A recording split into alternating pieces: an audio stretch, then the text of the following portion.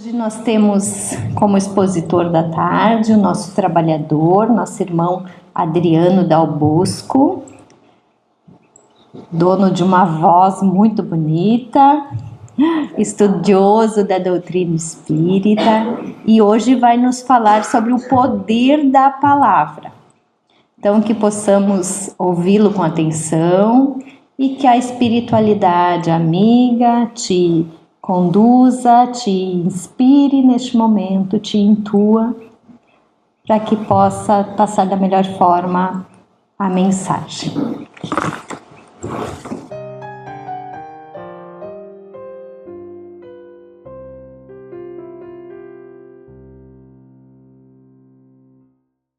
Obrigado, Salete. Boa tarde, amigos, irmãos, todos que se reúnem conosco.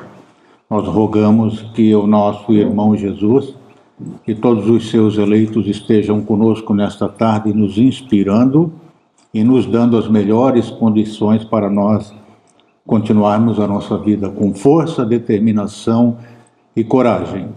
Hoje nós queremos falar com vocês sobre o tema O Poder das Palavras, já mencionado aqui pela nossa querida irmã.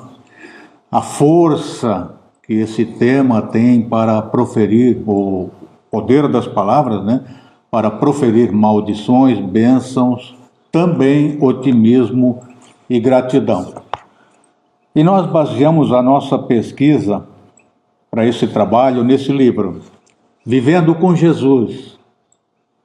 Vivendo com Jesus. É uma obra de autoria de Divaldo Franco, ditado pelo espírito Amélia Rodrigues, especialmente no capítulo 56 desse livro, sobre o tema Afonia Espiritual. Em parte, ela diz assim, muitas vezes acompanhamos referências bíblicas sobre a palavra como sinônimo de Deus, do Pai Criador, que elegera Jesus pelos seus méritos para vir ter com as criaturas humanas no proscênio terrestre sombrio e triste. A palavra também constitui doação divina para que as criaturas se comuniquem, se enriqueçam, permutem experiências, contribuam em favor do progresso e da felicidade. Ela tem sido de valor inestimável através dos tempos e em todos os povos. No entanto, o seu uso indevido responde por violências, vilipêndios, calúnias, agressões e guerras.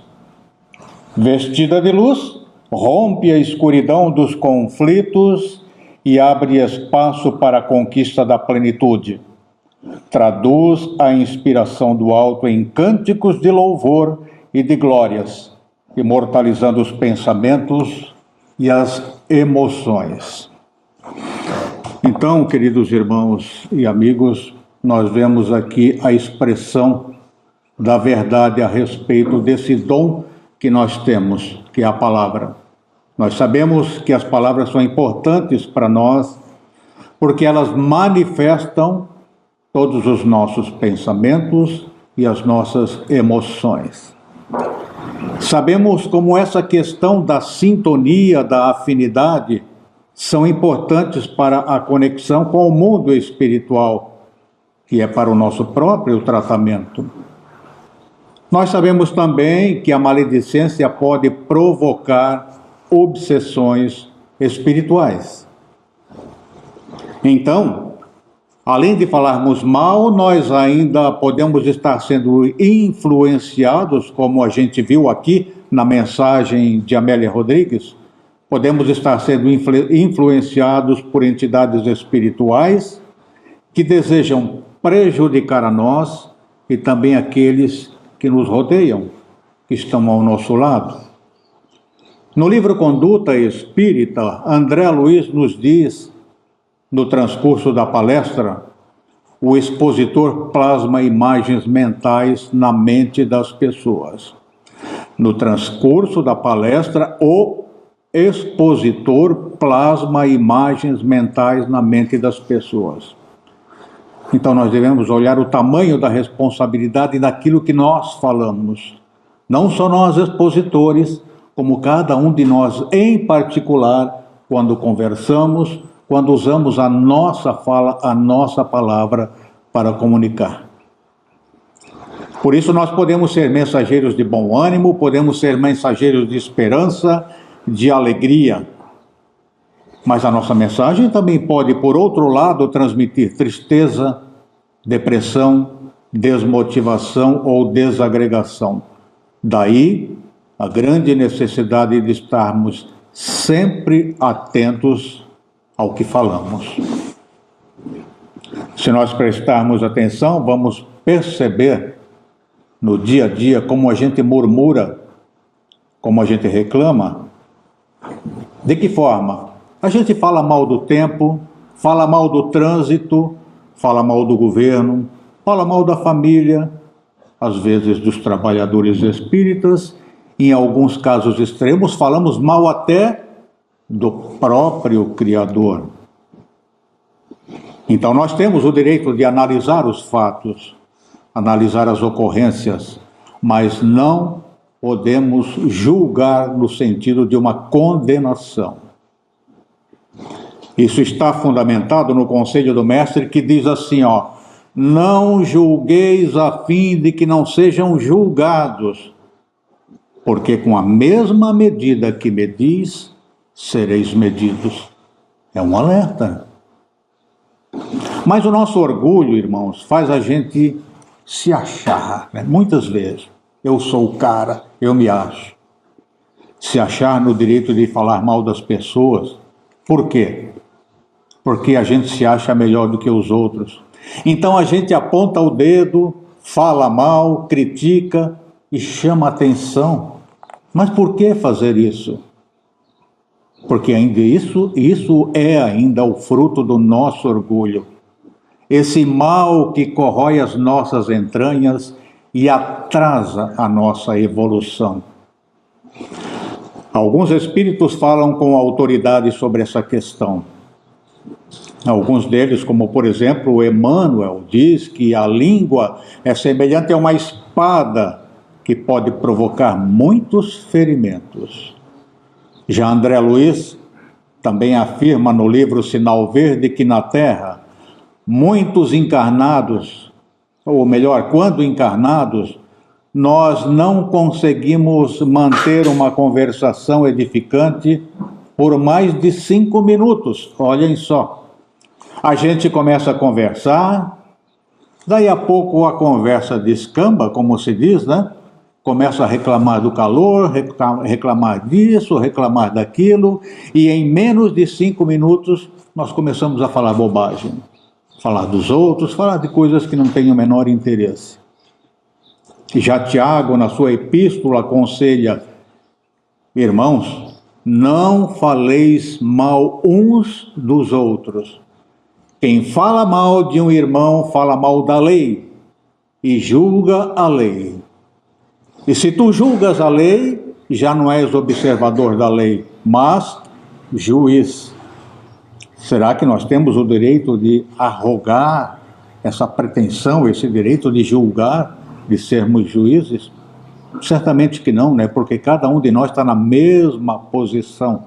Estamos tentando melhorar. E se nós queremos melhorar, nós não podemos julgar o nosso semelhante. O julgamento cabe a Deus, não a nós. Então esses e muitos outros conselhos são proferidos para o nosso bem, para o nosso crescimento espiritual. A maledicência pode provocar muitas consequências. E dentre essas podemos citar o bullying contra as crianças. Bullying é uma palavra moderna, né? Contra as crianças, adolescentes e adultos. Ela também provoca separações conjugais, provoca divórcios, intrigas. E uma palavra mal colocada pode levar uma pessoa ao homicídio, ou até, pelo contrário, cometer o suicídio. Por isso, a gente precisa cuidar mais do que fala. Há um relato no livro dos Médiuns de algumas senhoras que foram se queixar com Kardec.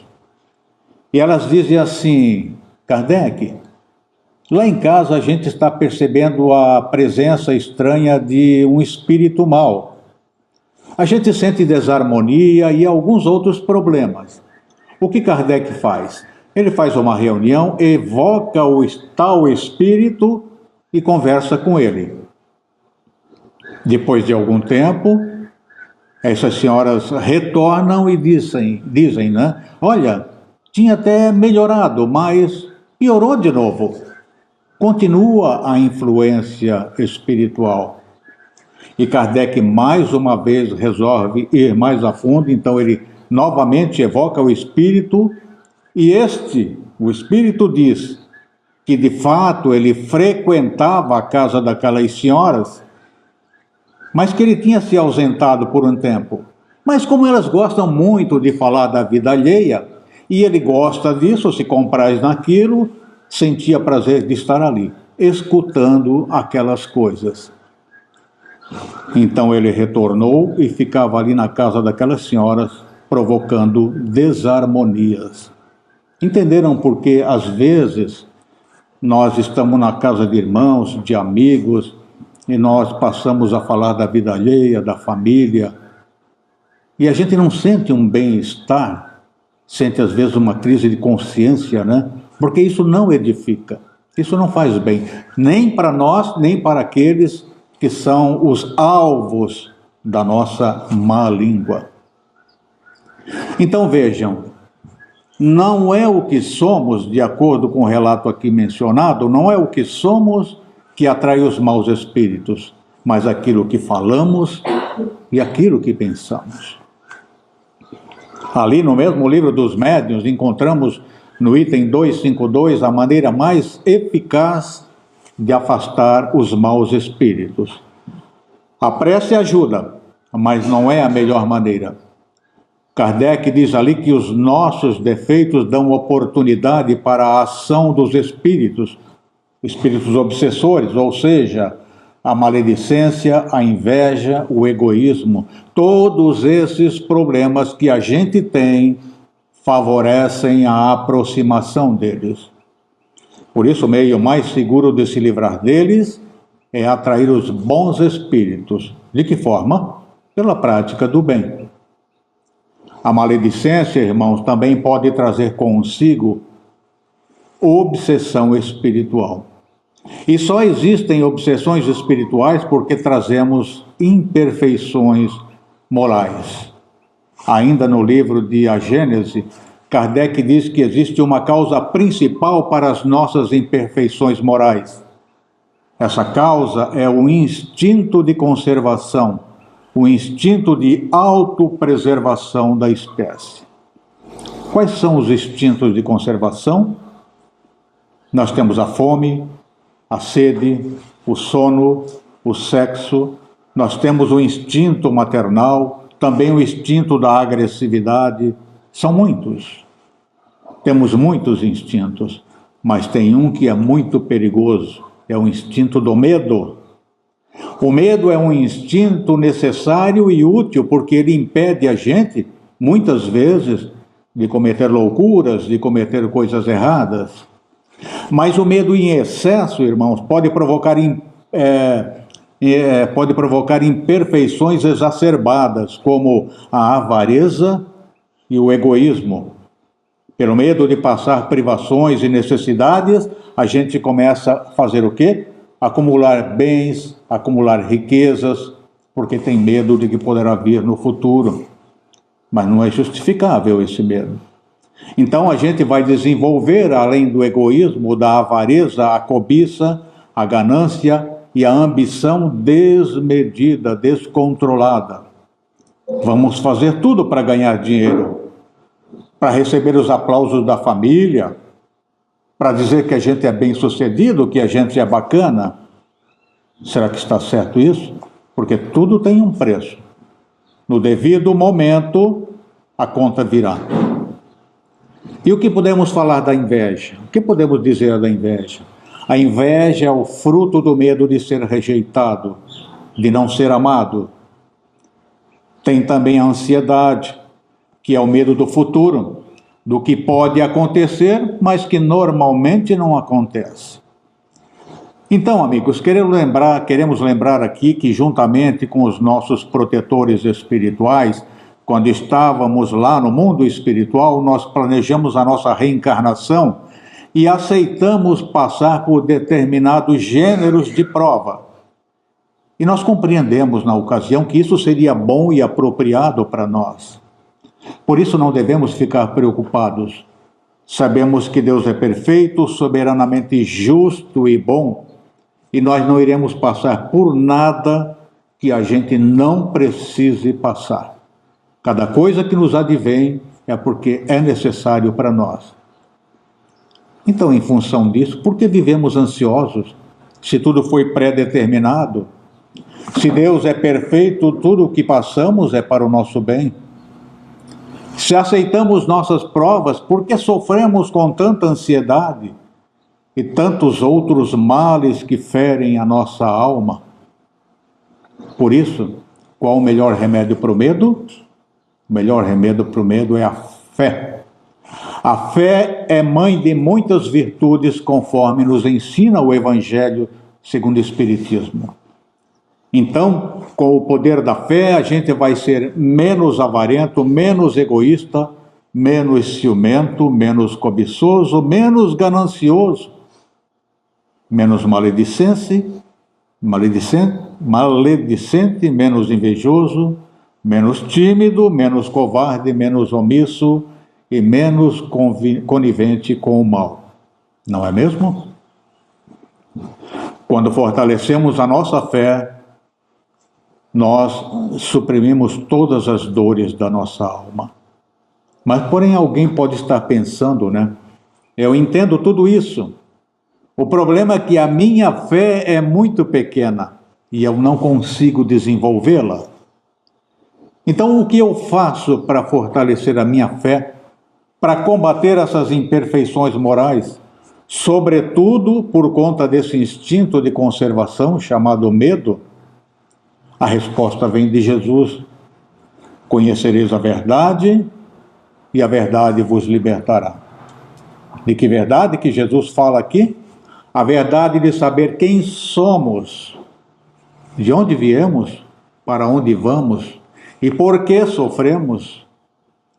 A doutrina espírita responde com muita clareza, com muita lógica e bom senso todas essas questões. A resposta para tudo está no estudo das obras espíritas. Mas estudar onde? Estudar aqui, na casa espírita.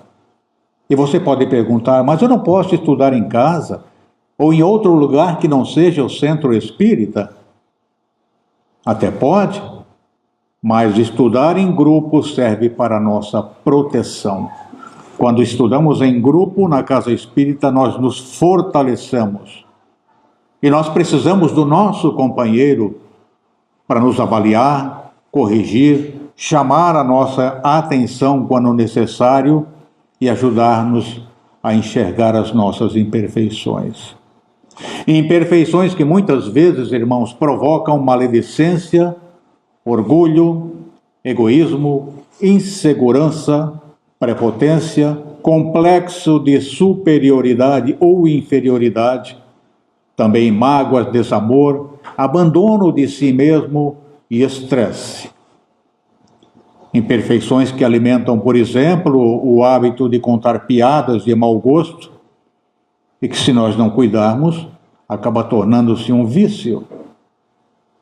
Esse tema que estamos abordando, o poder da palavra, incentiva-nos a lembrar também das queixas e das lamentações diárias. Aí eu pergunto, vocês já ouviram falar da tortura chinesa? A tortura chinesa era uma forma de castigo que os chineses impunham aos seus prisioneiros. Como era feita? Ela consistia em prender a cabeça da pessoa para que ela ficasse imóvel debaixo de uma torneira.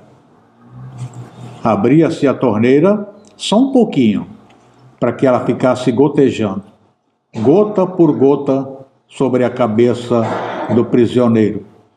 Aparentemente, uma gotinha de água não é nada, né? Parece que não.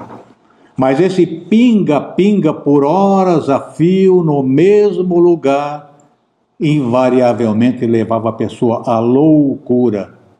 Por isso a tortura. Aí imagine um casal reclamando um do outro incessantemente durante uma vida inteira. Torna-se um hábito, uma prática viciosa que nada resolve. E para destruir um casamento não precisa muito, não.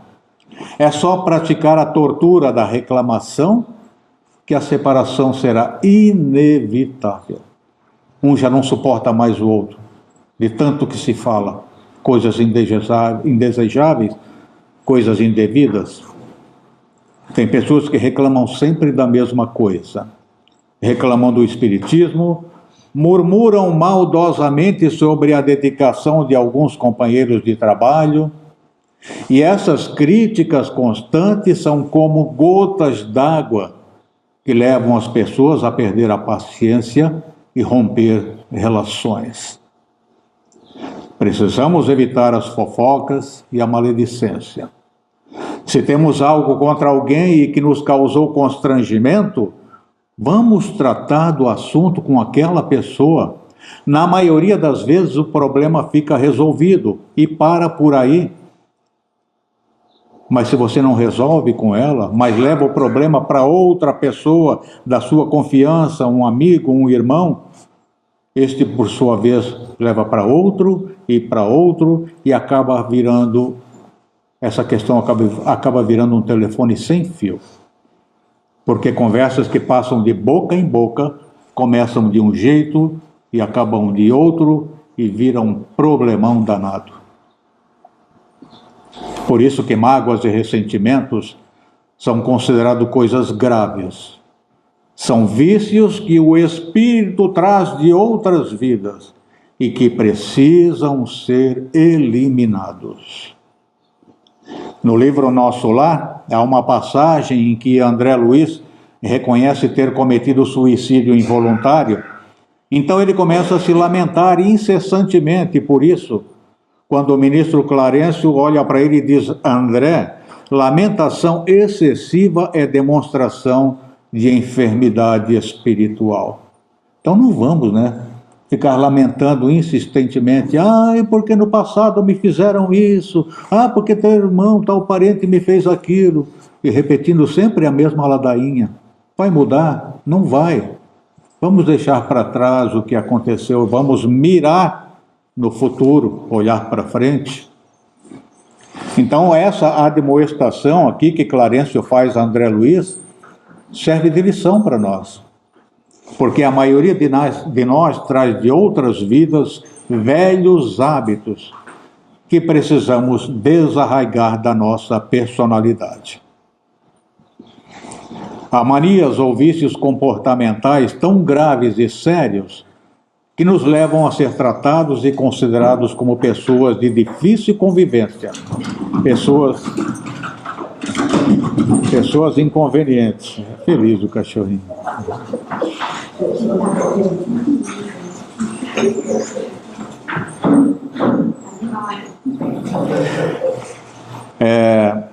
Por exemplo, pessoas inconvenientes, vício de falar descontroladamente, sem raciocinar, vício de mentir constantemente para nós mesmos e para os outros, vício de nos lamentarmos sistematicamente, colocando-nos como vítimas, vício de nos acharmos sempre certos, vício incontido de gastar desnecessariamente, sem utilidade, vício de criticar e mal julgar as pessoas para nos sentirmos maiores e melhores do que elas, vício de trabalhar descontroladamente sem interrupção para nos distrairmos interiormente, evitando desse modo os conflitos que não temos coragem de enfrentar.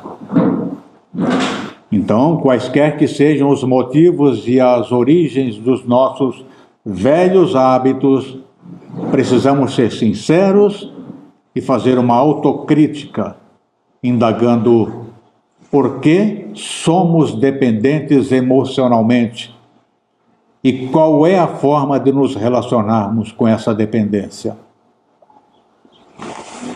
Chico dizia que tudo sempre valia a pena pela causa da caridade, da humildade e do trabalho no bem. Por isso, irmãos, leituras edificantes, estudo da doutrina espírita, estudo das obras básicas e o culto do Evangelho no lar são, sem sombra de dúvida, fatores fundamentais para uma mudança gradual. A partir daí, passaremos a entender então que problemas são desafios evolutivos.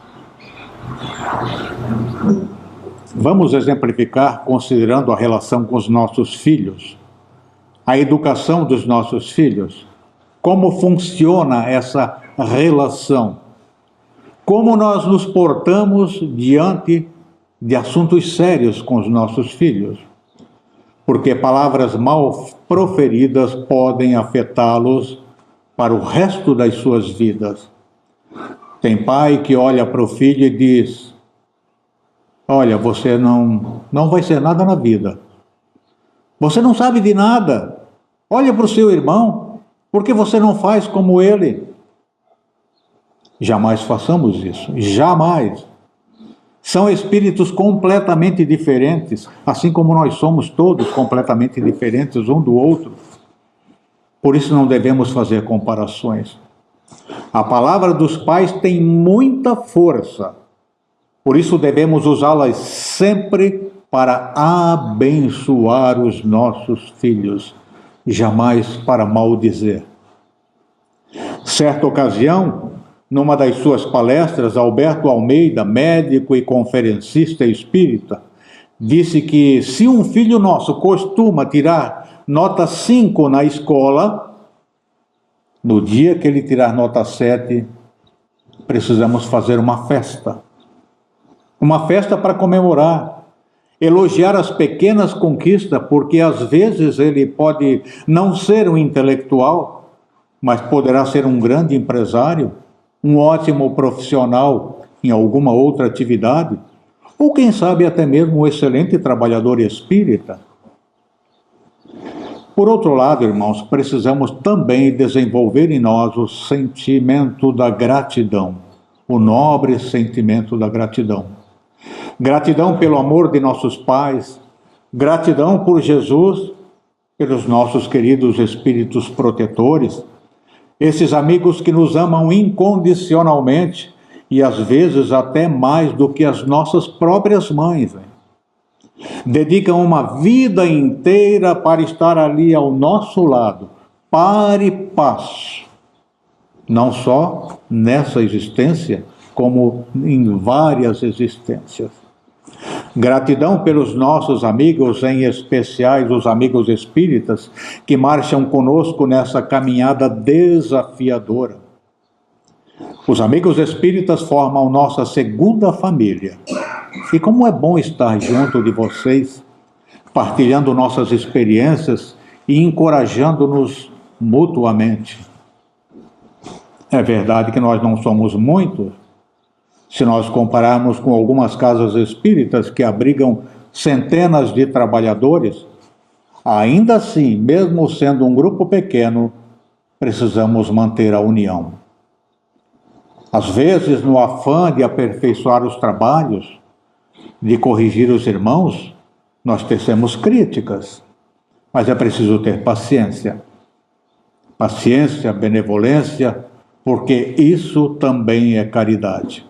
Está ali na questão 886 do Livro dos Espíritos, quando Kardec pergunta aos espíritos qual o verdadeiro sentido da palavra caridade, como a entendia Jesus, e eles respondem: benevolência para com todos, indulgência para as imperfeições dos outros e perdão das ofensas. Sobretudo para com os trabalhadores de Jesus. Sabiam que Jesus defendia os seus apóstolos? Quando os fariseus observaram o mestre e seus seguidores colhendo e comendo espigas de milho, já que aquilo não era permitido pela lei mosaica, porque era um sábado, e foi aí que eles tentaram uma armadilha para pegar Jesus. Em vez de Jesus chamar a atenção dos seus seguidores, ele os defendeu. Então ele contra-argumenta dizendo: mas Davi também comeu do pão que estava dentro do templo e que somente o sumo sacerdote podia comer. Assim, irmãos, Jesus protegia os seus apóstolos. E isso deve servir de exemplo para nós, porque isso significa andar nos passos do Mestre. Precisamos ajudar os amigos também, ter essa consciência de amor, agradecer pelos amigos, agradecer pela oportunidade do trabalho no bem. Assim, quando a gente está se dedicando na casa espírita, quando a gente se agrega, quando a gente se une, quando assumimos o sentimento voluntário para fazer qualquer coisa, toda atividade é importante, é necessária.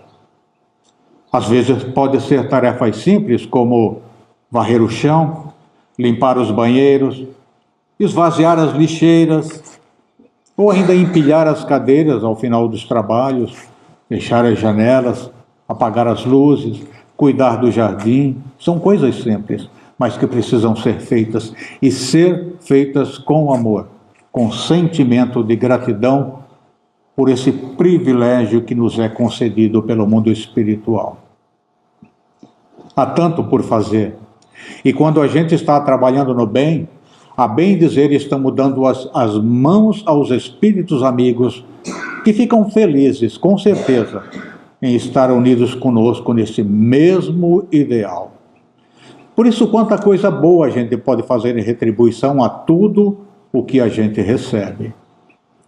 Por isso devemos agradecer ao Evangelho de Jesus por conhecermos a doutrina espírita. Agradecer por saber que a palavra ilumina, convence, edifica e converte. Ela penetra o recesso das consciências, ela sonda o abismo dos corações. Não há poder que a detenha, não há força que a neutralize.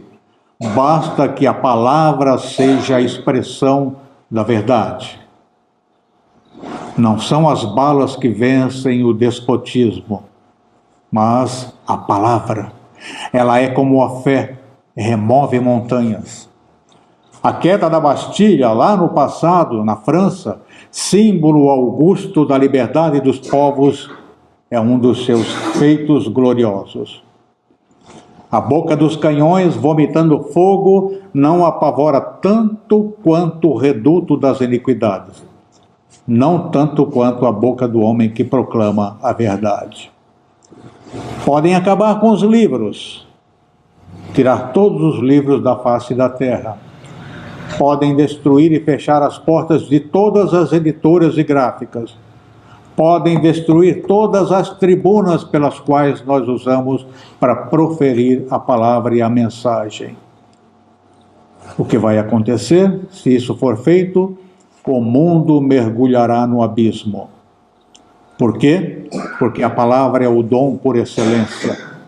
No reino animal, só ao homem foi permitido exprimir-se pela prolação do verbo. O verbo é divino.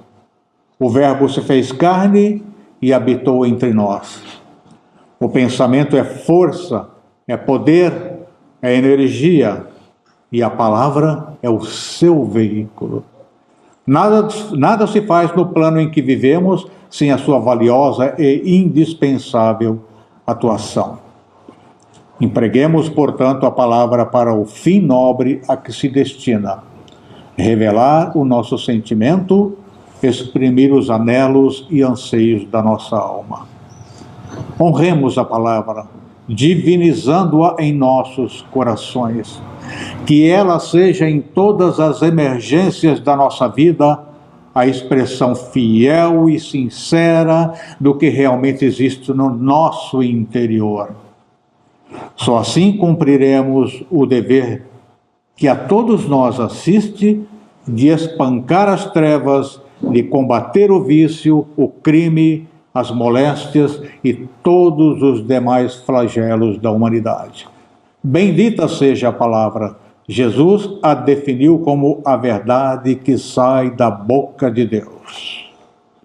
Assim, queridos irmãos, quero agradecer a vocês pela paciência, pelo carinho e pela atenção de todos, e que Jesus abençoe a cada um aqui presente e a todos nós. Obrigado.